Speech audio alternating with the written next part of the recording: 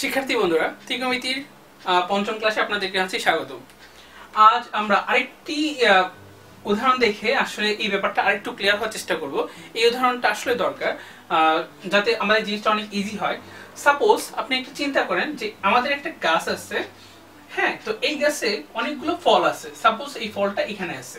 হ্যাঁ, আমি আসলে আমার চিত্র আগে খুব ভালো না, জাস্ট এরকম করে ড্র করলাম যে সাপোজ এখানে একটা ফ্রুটস আছে, হ্যাঁ, তো বা এটার ভিতরে এক জায়গায় ফ্রুটস থাকতেই পারে, আমি এত কিছু জানি না। তো এখন কথা হলো, আপনি এই গাছের 7 মিটার দূরে দাঁড়িয়ে আছেন। কোথায়?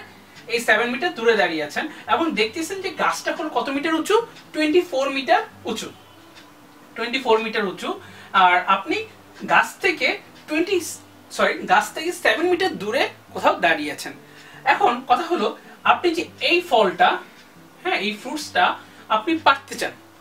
তো এখন কথা হলো যে আপনার কাছে একটা গুলতি আছে। আমরা ছোটবেলা অনেকেই হয়তো চিনি যে গুলতি এরকম সাধারণত হয় যে এটা একবার টান দিয়ে, যে রাবারটা থাকে এখানে, তো রাবার দিয়ে টান দিয়ে আসলে গুলতি ছোড়া হয়।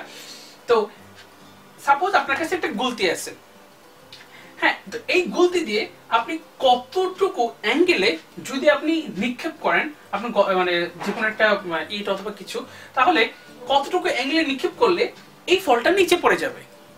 তার মানে আপনি এখান থেকে যদি আমরা একটা ড্র করে ফেলি যে এখান থেকে, হ্যাঁ, এখান থেকে আপনি একটা নিক্ষেপ করলেন, গুলতিটা ছুড়লেন, ছুড়ার পর এই ফলটা এখান থেকে পড়ে যাবে। তাহলে কথা হলো, আপনি এখান থেকে কতটুকু অ্যাঙ্গেলে আপনি যদি গুলতিটা নিক্ষেপ করেন তাহলে এই ফলটা পড়বে, এটাকে আপনি বের করতে বলছেন। তা আমি কোশ্চেনটা একবার বলি। সাপোজ আপনি একটা গাছ থেকে 7 মিটার দূরে দাঁড়িয়ে আছেন এবং গাছটি 24 মিটার উঁচু। 24 মিটার উঁচুতে একটা ফল আছে। আপনি কত ডিগ্রি অ্যাঙ্গেলে, হ্যাঁ, গুলতি নিক্ষেপ করলে এই ফলটা মাটিতে পড়বে, এটা আপনাকে বের করতে হবে। তো আসলে এটা ত্রিকোণমিতির সাহায্যে খুব ইজিলি বের করা যায়। তো আমাদের কি রুল ছিল? স কা টোয়া। তো আমরা দেখব আসলে কি হচ্ছে, যে আমরা দেখেছি সাইনের জন্য অপোজিট বাই হাইপোটেনিউজ। এই থিটার জন্য আমার কি কি দরকার একটু চিন্তা করেন তো। এই থিটার জন্য আমাদের অ্যাকচুয়ালি দরকার এই কোণ, এই অ্যাঙ্গেলটা, মানে এটা, এই সাইডটা মান দেওয়া আছে এবং এই সাইডটা, এই দুইটা বাহুর মান কিন্তু দেওয়া আছে। এই সূক্ষ্মকোণের জন্য আমার কয়টা বাহুর মান দেওয়া আছে? একটা বাহু এবং একটা বাহু। এই বাহুর মান হলো 24 মিটার, এই বাহুর মান হলো 7 মিটার।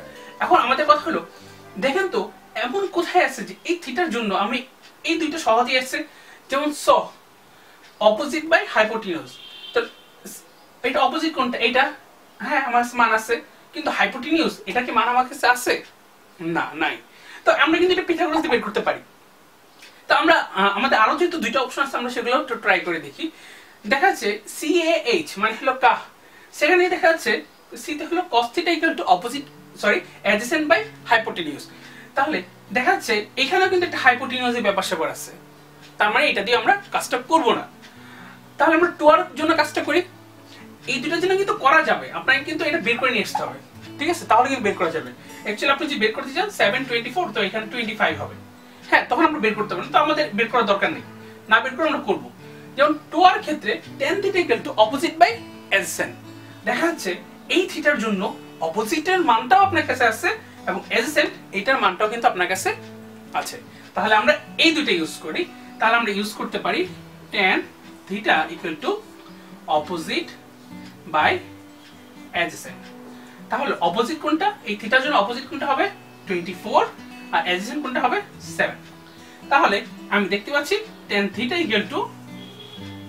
24/7। তার মানে θ tan ইনভার্স 24/7। আমরা যদি ক্যালকুলেটর, সায়েন্টিফিক ক্যালকুলেটর ইউজ করি, তাহলে দেখা যাবে tan ইনভার্স 24/7 এর ভ্যালু আসবে 73.73।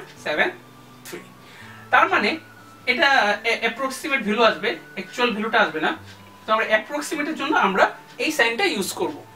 ইকুয়াল মানে হলো এক্সাক্ট এটাই ভ্যালুটা আসবে, আর অ্যাপ্রক্সিমেট মানে হলো যে কাছাকাছি একটা মান।